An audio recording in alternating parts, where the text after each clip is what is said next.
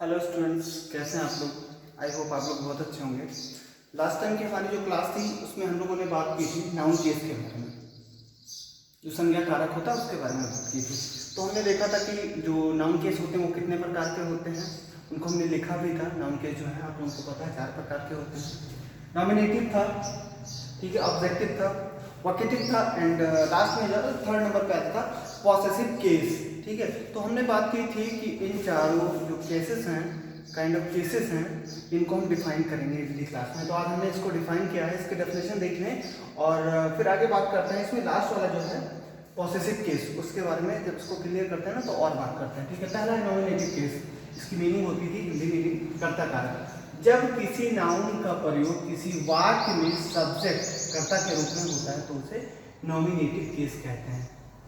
ध्यान दीजिएगा, जब किसी नाउन का प्रयोग, जाहिर सी बात है जब हम कोई सेंटेंस लिखते हैं तो उसमें नाउन होता है, लेकिन वहां पे नाउन जब सब्जेक्ट के रूप में यूज होता है तो उसे नॉमिनेटिव जो है केस कहा जाता है। जैसे Mohan is a good boy, तो यहाँ पे मोहन जो होगा, ठीक है, वो नाउन होगा और उस सेंटेंस में एज अ सब्जेक्ट यूज किया जा रहा है, इसलिए वो मोहन जो है नॉमिनेटिव केस होगा। ठीक है, दूसरा है हमारा ऑब्जेक्टिव केस। कर्म कारक, जब किसी नाउन या प्रोनाउन का प्रयोग वर्ब के ऑब्जेक्ट के रूप में किया जाता है तो उसे ऑब्जेक्टिव केस कहते हैं। एग्जांपल यहाँ पे दिया है, जब किसी नाउन या प्रोनाउन का प्रयोग, ठीक है, जब सेंटेंस में कोई नाउन हो या प्रोनाउन उसका प्रयोग, ठीक है, वर्ब के साथ किसी ऑब्जेक्ट के रूप में किया जाता है, वर्ब के साथ किसी ऑब्जेक्ट के रूप में किया जाता है तो उसे ऑब्जेक्टिव केस कहते हैं। यहाँ पे दिया है रमेश लिव्स इन राहुल्स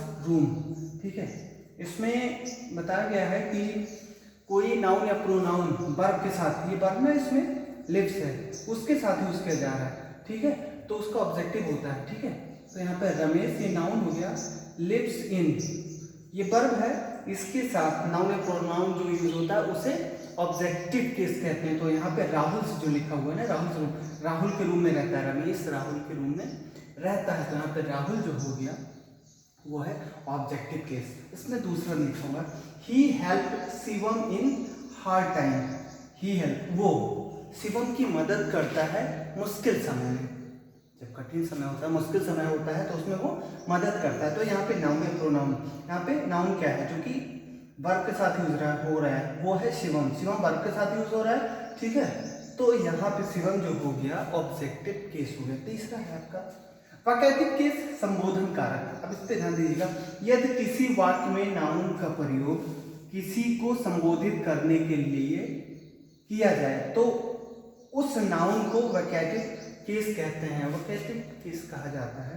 ठीक है, जब किसी वाक्य में नाउन का प्रयोग, कोई नाउन लगा हो जिसमें किसी को संबोधित करने के लिए किया जाए, ठीक है, वो जैसे यहाँ पे है, एक वर्ड देखिएगा, मोहन प्लीज हेल्प मी, ये नाउन है ना, इसका प्रयोग किया जा रहा है दूसरे सबसे जोड़ा गया, मोहन नाउन है ना, उसका प्रयोग इसमें सहायता करने के लिए इसका संबोधन किया जा रहा है, तो यहाँ पे मोहन जो हो गया वो ऑब्जेक्टिव केस हो गया। दूसरा दिया है what is your father name Rahul, ये यहाँ पे नाउन हो गया। ठीक है, तो नाउन से संबंध जोड़ा है कि आपके पिताजी का क्या नाम है। उसके बाद है लास्ट में फोर्थ नंबर पॉसेसिव केस, संबंध कारक। इसकी मीनिंग देख लीजिए, जब कोई नाउन या प्रोनाउन वाक्य में किसी दूसरे नाउन के साथ रिलेशन या पोजीशन, पोजीशन का मतलब अधिकार, आधिपत्य दिखाता है तो वो पॉसेसिव केस कहलाता है। ठीक है, पॉसेसिव केस कहलाता है। इसमें एक एग्जांपल दिया था, रामास बुक, एक किताब है, बताया जाता है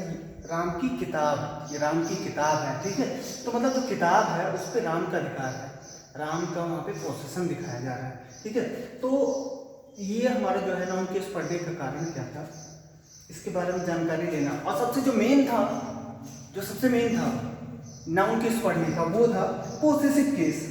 आपने बहुत सारे ऐसे वर्ड्स आए होंगे जिसमें एपोस्ट्रोफी लगाया होगा, एपोस्ट्रोफी या एपोस्ट्रोफियस, तो उसको हमें एक्सप्लोर करके पढ़ना था, इसलिए हमने यहाँ पे नाउन केस को शुरू किया है। ठीक है, अब ये आप नोट कर लीजिए। इसके बाद में पॉसेसिव केस भी हो गया है। पॉसेसिव केस में एपोस्ट्रोफी, एपोस्ट्रोफियस, इन सब का प्रयोग कहाँ पे होता है उसको देखेंगे। उसको आप लोग नोट कर लीजिए। इसके बाद उसको शुरू करते हैं और उसको एक्सप्लोर करके समझने की कोशिश करेंगे और आई होप उसको आप लोग एंजॉय करेंगे और आप लोगों का जो नॉलेज था एपोस्ट्रोफी के बारे में वो इंक्रीज होगा।